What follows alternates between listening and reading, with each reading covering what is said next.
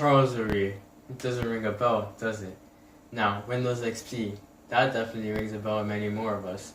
Windows XP was one of the biggest operating systems of its time, and it had many memorable features. Some of these features include Clippy, the annoying clipboard that nobody really liked, its funny startup sound, and its beautiful wallpaper. Now, many of us have just looked at this wallpaper and gone on the internet and completely ignored it. It has been seen by so many, but has it really been scrutinized by any?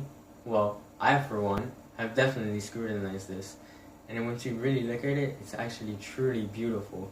The green hills and the blue sky create feelings of calmness inside of us. Now you may be wondering, well, who took this picture? Is this even a real picture? Well, yes, this is definitely a real picture, and as you probably could have guessed by now, the man who took it was Charles O'Rear. Firstly, I will discuss Charles O'Rear's early life before the taking of this picture titled Bliss. Next, I will talk about Bliss and some of his other works. Lastly, I will talk about even more of his other works and his life now, after Bliss. Charles O'Rear was born in 1941, Butler, Missouri, of Irish descent, according to WineViews.com. At the age of 16, he earned his pilot's license, while also working for the Butler Daily News Democrat, a local newspaper organization in which he published stories and pictures for.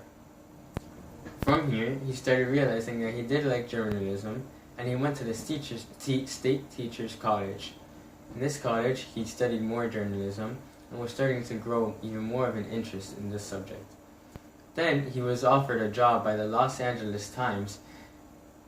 This was a huge break for him, as this is a huge newspaper organization and was even more popular in the 1960s, when we didn't have internet or as much television as we do now.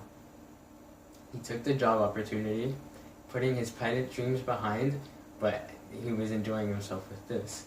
He moved to the West Coast, California, in Napa Valley. In Napa Valley, he took an interest in winemaking, so much so that he started taking many pictures of the winemaking process. National Geographic actually took an interest in this, and 5 years after working for the Los Angeles News, they offered him a job in 1971. This was the biggest break of his life, and he was able, the second biggest break of his life. He worked for this magazine company for over 2 decades, appearing on the cover twice. In one, it was in the 1980s where he was holding a computer, according to Infowine.com, and the other, he was inside a plane, which shows that he still did like piloting.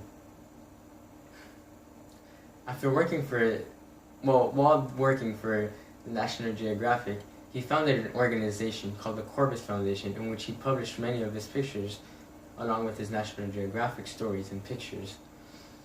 He also started to work for a little documentary, Documerica.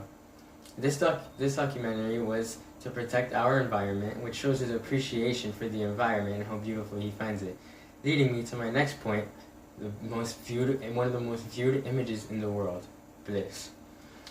The story of this picture goes that he was driving to go see his girlfriend, Daphne, in Northern California.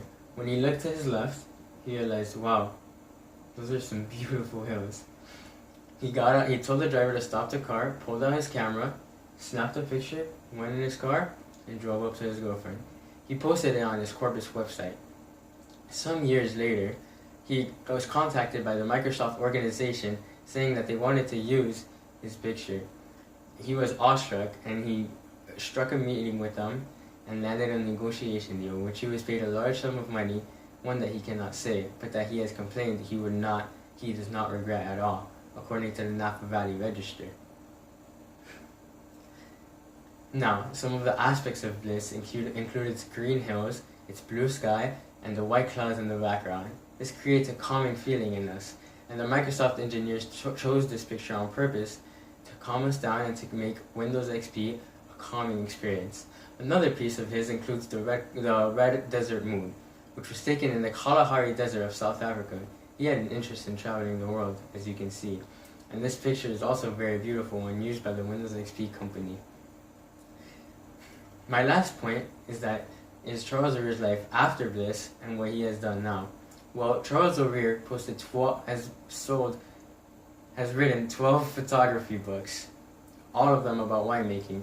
In 2000, he went around the world and took pictures in Indonesia of the winemaking process, according to the Photo Society. Here,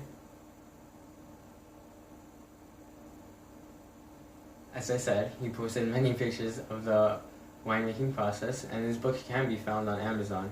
And he now lives with his wife, St. Helena, Montana, where he has 2 kids and 4 grandchildren. Today, I discussed Charles O'Rear's early life before bliss. Then, I talked about his life during bliss. And lastly, I talked about some of the aspects after bliss and some of the work he has done. Now, I'd like to say that Charles O'Rear considers himself a man who has worked hard and who is at the right place at the right time. Now, I ask you, when you have the opportunity and you see your bliss, will you seize this opportunity or will you miss? Thank you.